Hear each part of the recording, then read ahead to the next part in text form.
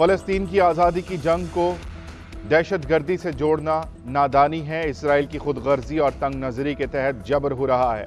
गजा से फ़लस्तीनियों का जबरी इनखला इंसानियत के खिलाफ जराइम का आगाज़ है। शहरियों का तहफ़्फ़ुज़ और बैनुल अक़वामी क़वानीन की पासदारी की जाए। गजा के लिए इंसानी हमदर्दी में राहदारी खोली जाए। Army chief general Asim Munir की फ़लस्तीनी सफ़ीर अहमद जवाद से गुफ्तगू। कहा कि गजा में तशद्दुद की नई लहर इंसानी हुकूक की जारी खिलाफ वर्जियों और मस्जिद अक्सा की बेहुरमती का तसलसल है। आलमी बरादरी इसराइली फ़ौज को जारी मज़ालिम की हौसला अफजाई से बाज रखने के लिए मुतहरिक हो। आर्मी चीफ का इसराइली फ़ौज की जानिब से मासूम शहरियों के बेदरीक कत्ल पर तशवीश का इजहार। मियां नवाज शरीफ इस्लामाबाद हाई कोर्ट के सामने सरेंडर। अल अजीजिया रेफरेंस और एवलफील्ड रेफरेंस में हिफाजती जमानत में 26 अक्टूबर तक तौसी। अदालत का नैब को नोटिस। जस्टिस मियां गुल हसन औरंगजेब ने इस्तफसार किया। हिफाजती जमानत पर नैब का क्या मौक़िफ़ है? क्या आप नवाज शरीफ को गिरफ्तार करना चाहते हैं? प्रोसिक्यूटर जनरल नैब ने कहा कि नवाज शरीफ को गिरफ्तार नहीं करना चाहते। हिफाजती जमानत में तौसी पर हमें कोई एतराज़ नहीं है। जस्टिस मियां गुल हसन औरंगजेब ने कहा, क्या ये वही नैब है? चीफ जस्टिस आमिर फारूक ने रिमार्क्स दिए, अपीलों की बहाली रूटीन का मामला नहीं। आपने मुतमईन करना है कि अदालत से गैर हाजिर क्यों रहे। नवाज शरीफ जस्टिफाई करें क्यों इश्तहारी हुए। तोशाखाना केस में नवाज शरीफ की जमानत मंजूर। दायमी वारंट और इश्तिहारी स्टेटस खत्म। इस्लामाबाद की एहतसाब अदालत का नवाज शरीफ को 10 लाख रुपए के जमानती मचल के जमा करवाने का हुक्म। अदालत ने नवाज शरीफ को हाजिरी लगाकर अदालत ने जाने की इजाज़त दे दी। तोशाखाना केस की समाअत 20 नवंबर तक मुलतवी। आइंदा समाअत पर नकूल तकसीम की जाएंगी। जायदाद जब्तगी की दरख्वास्त पर नैब को नोटिस जारी। 20 नवंबर को दलाइल तलब कर लिए गए। अदालत के तहरीरी फैसले में कहा गया कि नैब को नवाज शरीफ की गिरफ्तारी दरकार नहीं।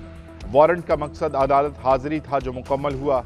वकील सफाई के मुताबिक नवाज शरीफ बीमार हैं, हर समाअत पर अदालत पेश नहीं हो सकते।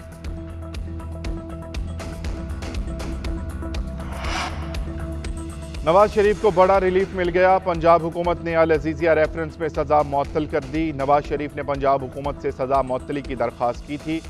काबीना ने लीगल एडवाइस के तहत फैसला किया। 2019 में लंदन रवानगी से कबल भी सेक्शन 401 के तहत ही सजा मुअत्तल की गई थी। निगरान वज़ीर आला पंजाब मोहसिन नकवी ने कहा कि अल अजीजिया रेफरेंस में सजा मुअत्तल नहीं की, केस अदालत को रेफर किया है। बुज़दार दौर में नवाज शरीफ की दरख्वास्त को सुने बगैर ही मुस्तरद कर दिया गया था। अब फैसला अदालत ने करना है कि जमानत होगी या नहीं। इलेक्शन जल्द होते देख रहा हूं। साइफर केस में चेयरमैन पीटीआई की जेल ट्रायल रोकने की इस्तदा मुस्तरद। जस्टिस मियां गुल हसन ने रिमार्क्स दिए कि हो सकता है कि एतराज़ात खत्म होने पर जब फाइल मार्किंग के लिए जस्टिस के पास जाए तो दुनिया बेंच तश्कील दे दिया जाए।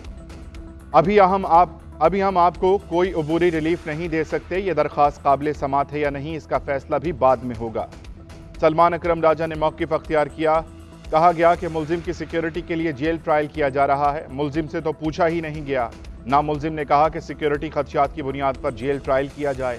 अदालत ने रिमार्क्स दिए कि किसी शख्स के लिए रूल्स की खिलाफ वर्जी नहीं कर सकते। दरख्वास्त पर रजिस्ट्रार ऑफिस के एतराज़ात ख़त्म कर दिए गए।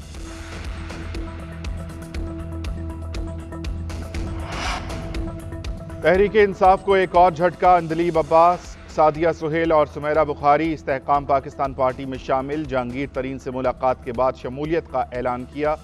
मुलाकात के दौरान ओन चौधरी की भी शिरकत। अंदलीब अब्बास का कहना है कि पार्टी कॉज से बड़ी नहीं होती, हमने आगे देखना है कि क्या मकसद है। हम मजबूत और मुस्तहकम पाकिस्तान बनाएंगे, माजी को भूलकर आगे बढ़ना होगा। सादिया सुहेल राना का कहना था कि हमारी पहली तरजीह मुल्क का मफाद है। फिरदौस आशिक अवान ने कहा कि इस्तेहकाम पाकिस्तान पार्टी में शमूलियत इख्तियार करने वालों में मजीद इजाफा होगा।